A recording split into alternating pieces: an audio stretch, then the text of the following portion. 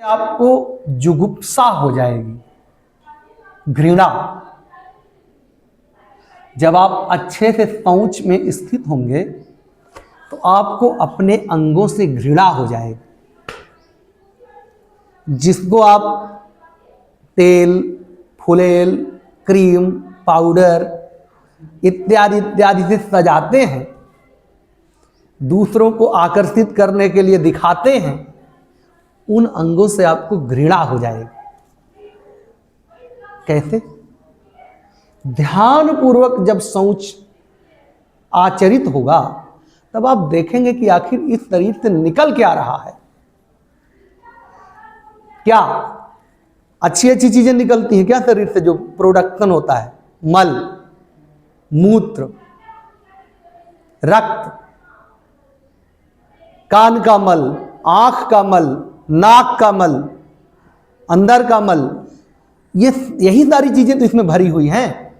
और इन चीजों को साफ करके आप इसको शुद्ध करते हैं, तो क्या प्रेम करने योग्य ये चीजें हैं? समझ पा रहे हो मैं क्या कह रहा हूं?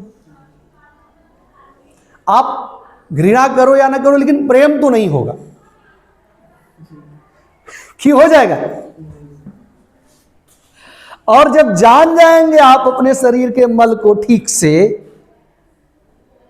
अपने शरीर की असलियत, तो भैया दूसरे का जो शरीर है वो भी तो ऐसा बना है कि उसके में हीरे जवाहरात या कोई कस्तूरी जैसी चीज अंदर भरी है। जिस शरीर की के चिंतन के लिए हम रात दिन एक किए हुए हैं, भगवत चिंतन छोड़ दिए हैं, उस शरीर में क्या है? मल, मूत्र, यही तो उसमें भरा है। तो कहा अपने शरीर से जुगुप्सा और दूसरे के शरीर से असंसर्ग, संसर्ग करने की भावना खत्म हो जाएगी। शौच का ये फल होगा। जिस संसर्ग की कामना आप कर रहे हैं आज कि काश वो मिल जाता, काश वो मिल जाती, खत्म हो जाएगा, क्योंकि आप उसकी असलियत जान जाएंगे।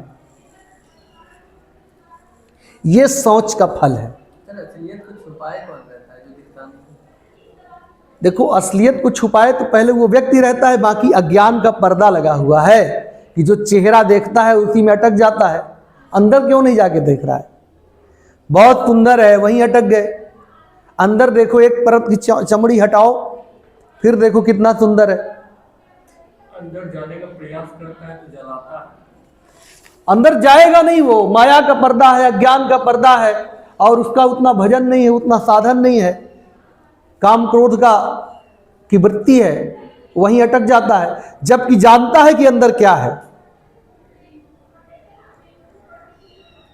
जानता है लेकिन मानता नहीं है। अगर मानने का प्रयास, सारा सौंदर्य जानते हो काहे से बना है? मल से। सारा सौंदर्य, जितना ब्यूटी है जो, वो सब मल से बनी है। मल जान रहे हो ना, जो टॉयलेट में जाते हो सुबह शाम। अब कह दो उससे कैसे बना है? सर फूल भी तो खाद से उपजता है, वो भी तो सुनो पहले, वो तो ठीक है, हम आपको वो चीज बता रहे हैं। खाद से बना है फूल, वो ठीक है। अच्छा बना है उसने, तो उसको चाहते रहोगे तुम, ठीक है, चाहो। मैं नहीं, महर्षि पतंजलि आपके चाहना को खत्म करना चाह रहे हैं, आपकी कामना को, आपको आंतरिक रूप से वो शांत करना चाह रहे हैं। भाई, जो आपके अंदर खलबली मची है, महर्षि चाहते हैं कि खत्म हो। इसलिए कह रहे हैं कि वो अंदर वो पूरा सौंदर्य मल से बना है।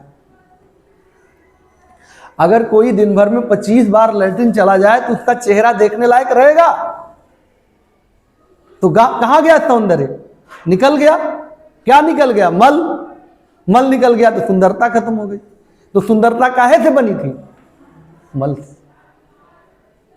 उसी मल से सब प्रेम करते हैं। लेकिन ये बात समझ में नहीं आएगी। क्यों? अज्ञान का पर्दा है। मलमूत्र के स्थानों से ही लोग प्रेम कर रहे हैं।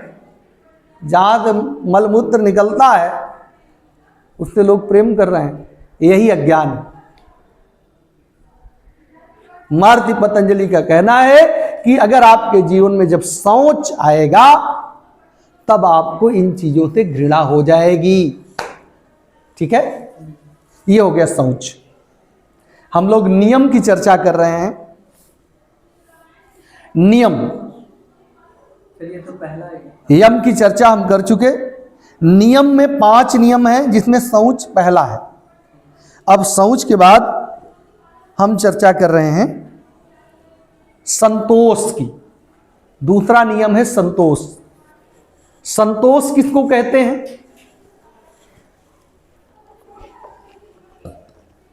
कहते हैं कि सन्निहित साधनात् अधिकस्य अनुपादितता, यही संतोष है। जितना उपलब्ध है हमारे पास उससे अधिक पाने की कामना का ना होना संतोष है। जितनी चीजें हैं उससे अधिक की कामना न करना, ना होना, यह संतोष है। अब मिल जा रहा है स्वयमेव तो वो अलग बात है, आप सवाल कर सकते हैं, तब तो वो आलती हो जाएगा। नहीं सर, मेरा सवाल 2 है। हाँ चलो सवाल करो। पहला सवाल ये है कि जैसे कि योगी लोग भी तो कामना ही करते हैं किसी मतलब चीज को पाने का। जैसे कि योग है तो इस पे आगे बढ़ने का ठीक है, कामना ही। इस सवाल का पहले जवाब लो। वो कामना उनको तारने के लिए होती है, बंधन से मुक्त करने के लिए होती है।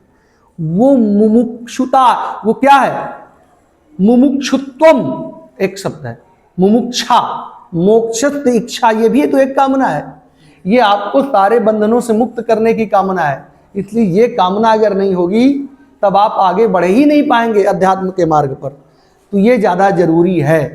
और दूसरा सवाल ये है कि अगर कामना नहीं करेंगे तो फिर वृद्धि कैसे होगी?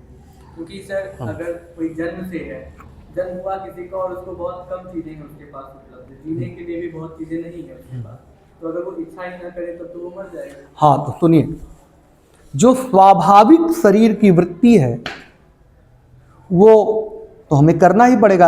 आपको कामना छोड़ना है, कर्म नहीं छोड़ना है। कर्म आपको करना है, कर्म आपको करते रहना है। जो आपका विद्यार्थी है तो विद्यार्थी का कर्म करना है। हम अध्यापक हैं तो अध्यापक का कर्म करना है। कर्म तो सर कामनाबद्ध होता है। नहीं, ऐसा नहीं है। कर्म निष्काम भी होता है, सकाम भी होता है। दरअसल जो मिलना है उसमें आपके केवल इसी कर्म का योगदान नहीं है, आपके प्रारब्ध कर्मों का ज्यादा योगदान है। तो जो मिलना है वो आपको मिलके रहेगा, आप कामना करो या ना करो। कामना करने से एक चीज जरूर होगा, आप निराश हो जाएंगे अगर नहीं मिलेगा। आपको कर्म करने से नहीं रोका जा रहा है, ध्यान रखिए। आप कर्म करिए। आपको आईएएस बनना है, आपका कर्म है, आपके तो आप करिए। लेकिन इसमें भी तो कहीं ना कहीं कामना है, क्योंकि अभी तो मैं ठीक। नहीं, आप वो कार्य करिए, आप कर्तव्य अपना करिए। आप अपना कर्तव्य करिए। आपका कर्तव्य है पढ़ना, आप परीक्षा देना, आप करिए।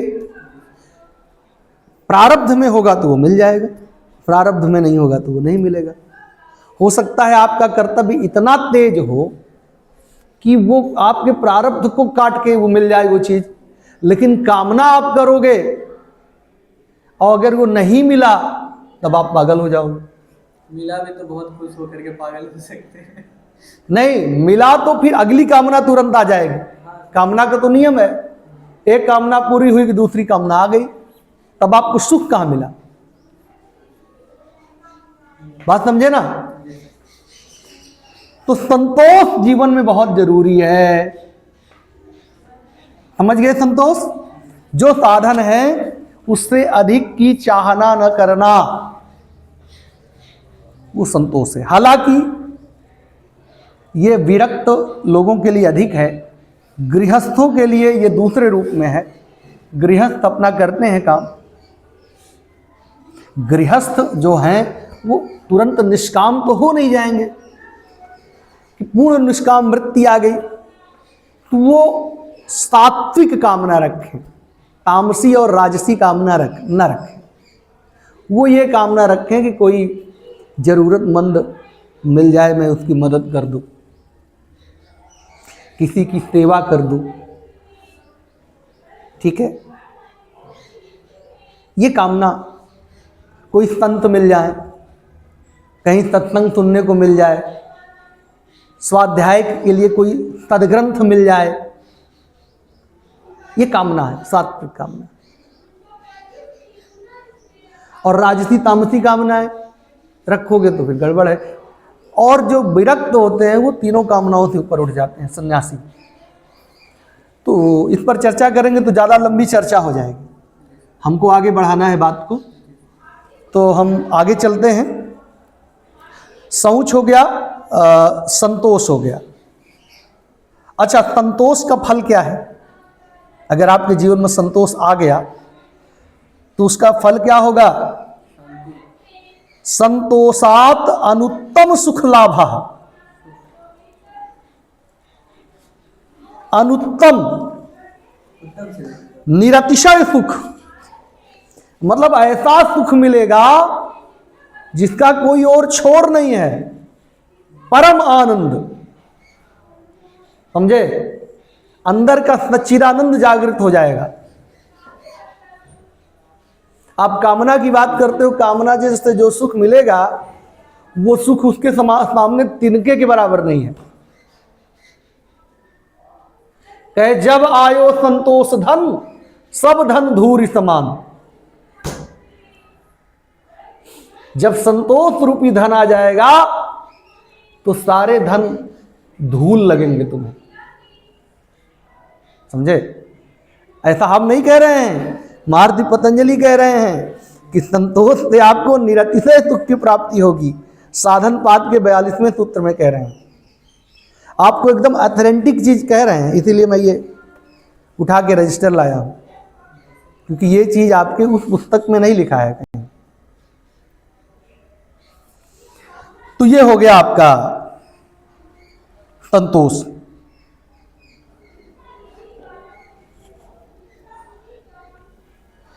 फिर कहते हैं तप क्या है भैया?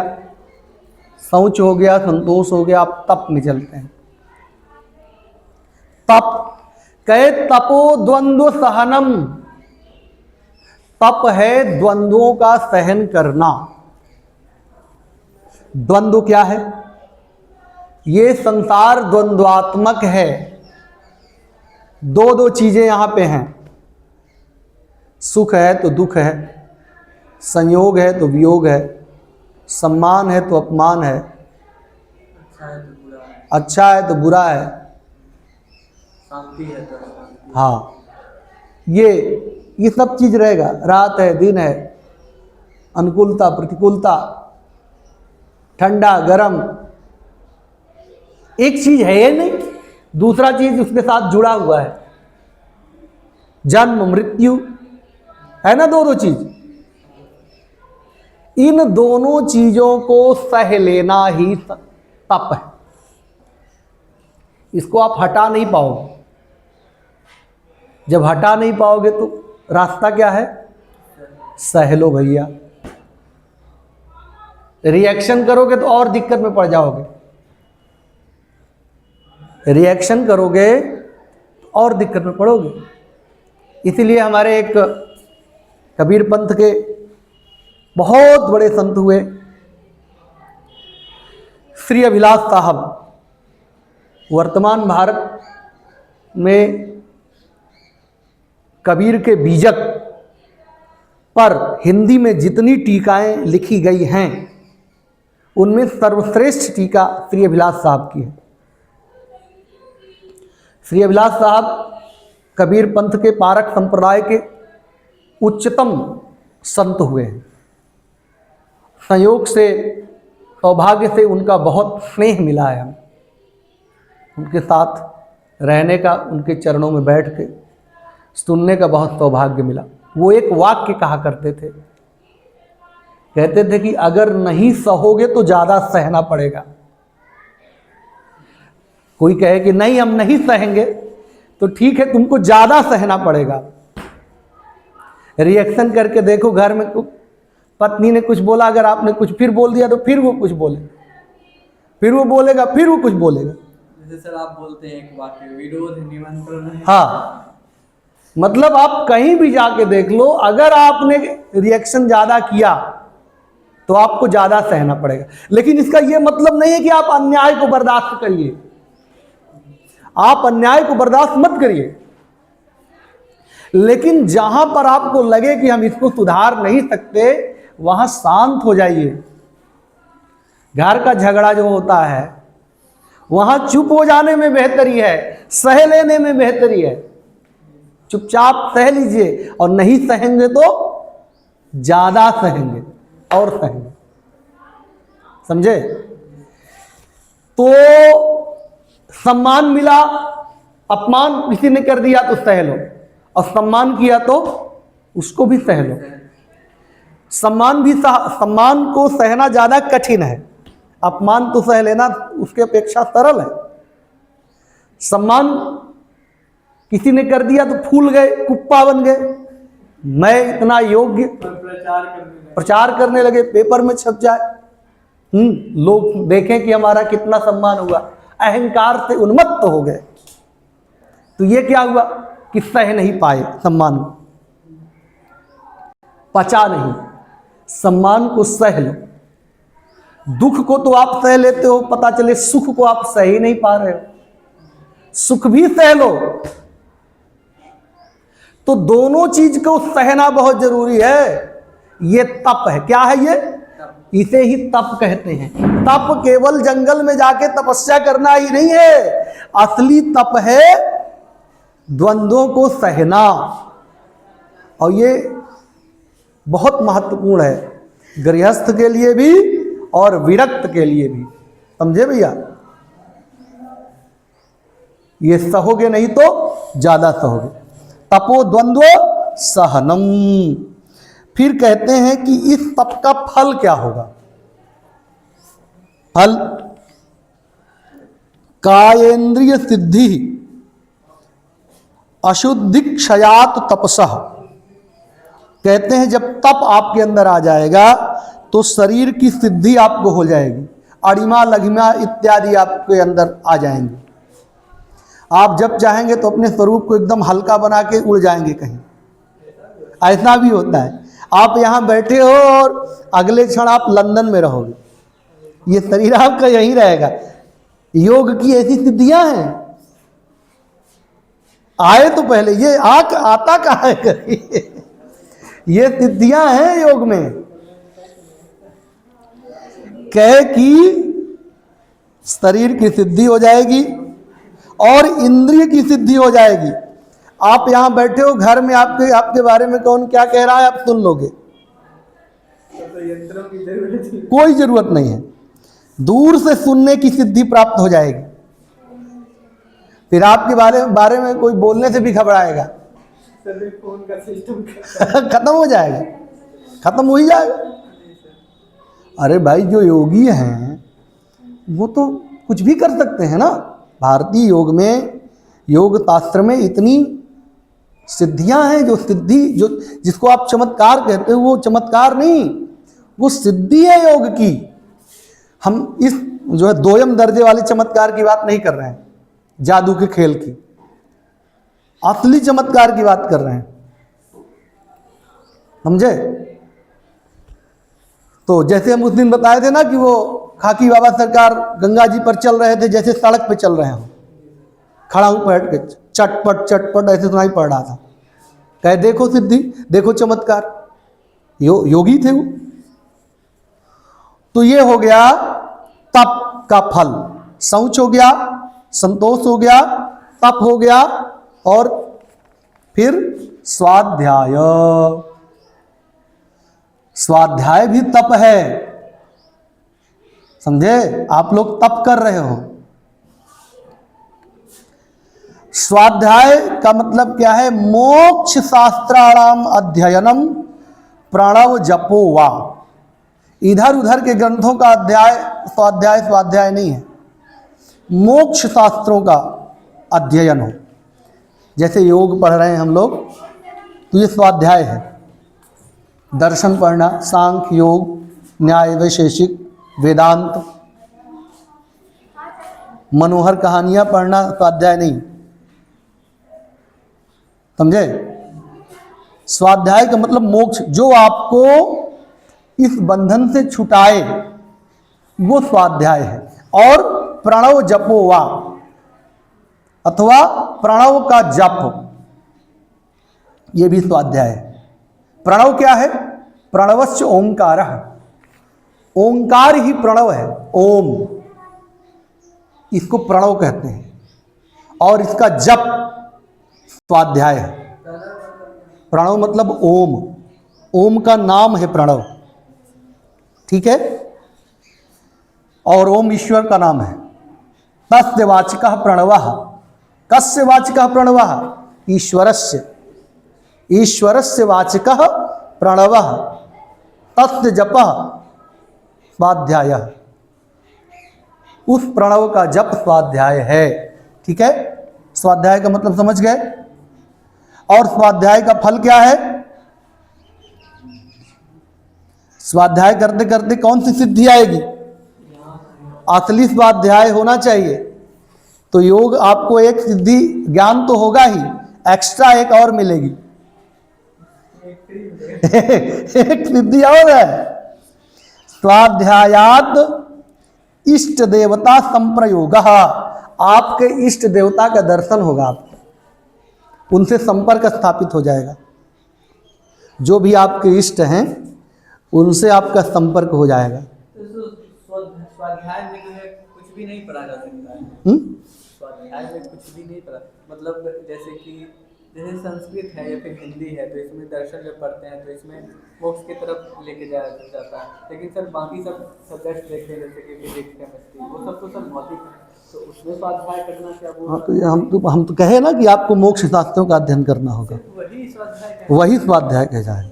ऐसा क्यों सर? जो शास्त्रोक्त स्वाध्याय की चर्चा है, ऐसा इसलिए कि ये जो बढ़ रहे हैं साधना की तरफ, ये उनके लिए योग शास्त्र है। मुर्गा और बकरी काटने वालों के लिए थोड़ी है ये।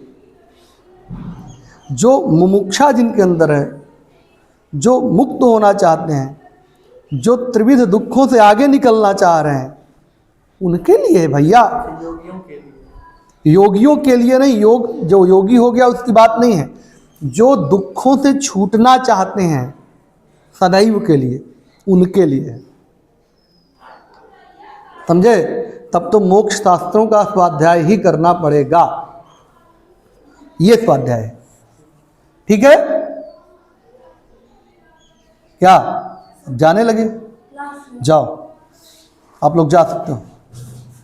उसके बाद आता है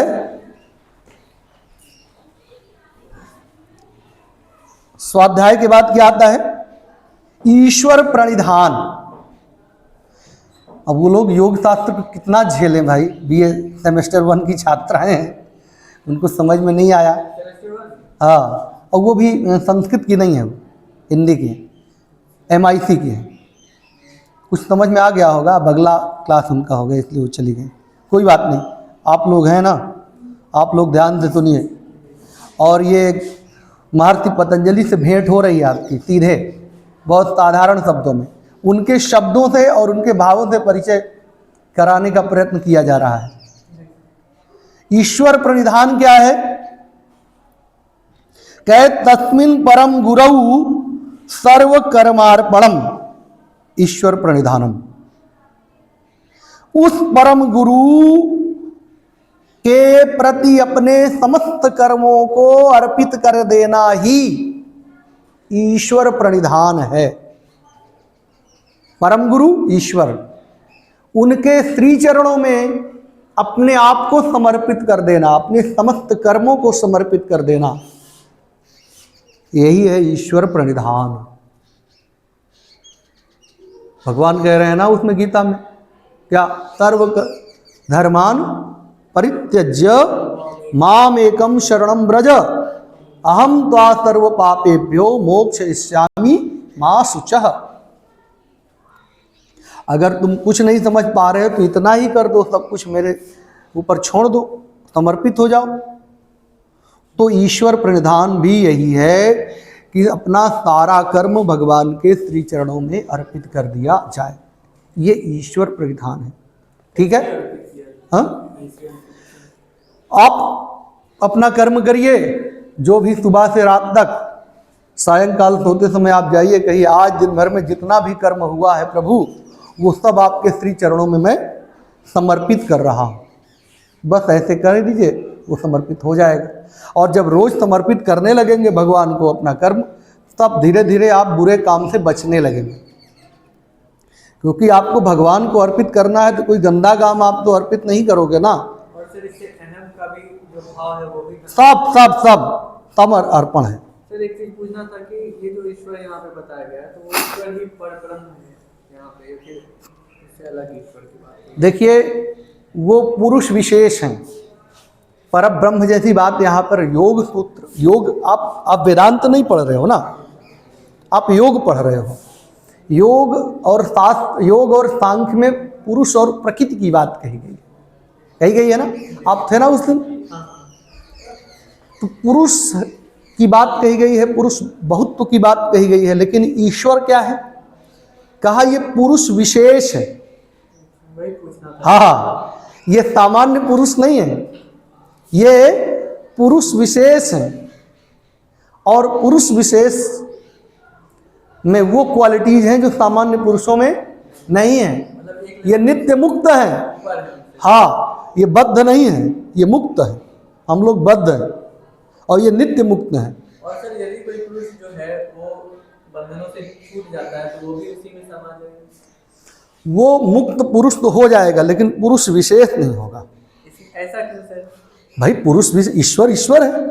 आप क्यों आप ईश्वर बनना चाह रहे हो? बनना नहीं चाह रहे। आप बोले ना कि जैसे कि ईश्वर पुरुष जो है वो बंधा हुआ है, हाँ, और वह जो है वो हाँ, तो वो मुक्त पुरुष की श्रेणी में आ जाएगा, लेकिन पुरुष विशेष एक ही है, समझे? ठीक है, ये सुविधा आपको उधर मिलेगी वेदांत में, ठीक है ना।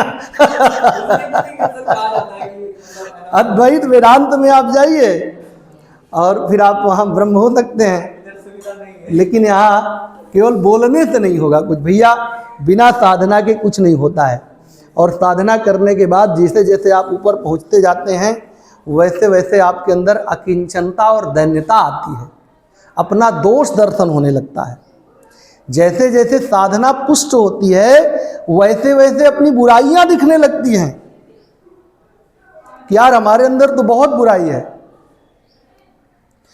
बुरा जो देखन में चला, बुरा न मिले या कोई, जो दिल खोजा आपनो मुझसे बुरा न कोई। तब हम बुरे बुरे अपने आप को देखेंगे, ईश्वर कैसे अपने आप को कह पाएंगे? ये तो बाद की स्थिति है, समझे? तो ईश्वर प्रणिधान हो गया, और ऐसा ईश्वर प्रणिधान जब आपका आएगा तो आपका इसका फल क्या है? कहे समाधि सिद्धि ईश्वर प्रणिधानात। तो ईश्वर के प्रणिधान से, ईश्वर प्रणिधान से समाधि की सिद्धि हो जाएगी। जो सबसे टॉप की बात है वो आपको मिल जाएगी, समाधि सिद्ध हो जाएगी आपकी। अष्टांग योग में जो 8वां अंग है और अंतिम है, जो टॉप फ्लोर है, वो समाधि है। उस समाधि की प्राप्ति आपको हो जाएगी। इसका क्या मतलब है? इसका मतलब यह है कि अगर ईश्वर चाह लेंगे तो आप यम नियम के बाद ही आप उनको पालेंगे। आसन, प्राणायाम, प्रत्याहार, धारणा, ध्यान, इससे आपको मुक्त भी कर सकते हैं और डायरेक्ट समाधि तक लेके जा सकते हैं। उनके अंदर इतनी क्षमता है, लेकिन आपका कनेक्शन होना चाहिए उतना तगड़ा वाला, सामान्य वाला नहीं कि चलते चलते नमस्कार कर लिए आगे बढ़ गए। बहुत ज्यादा ये होना चाहिए। हाँ। तो इस तरीके से यम और नियम, पहले और दूसरे अंग की चर्चा पूरी होती है।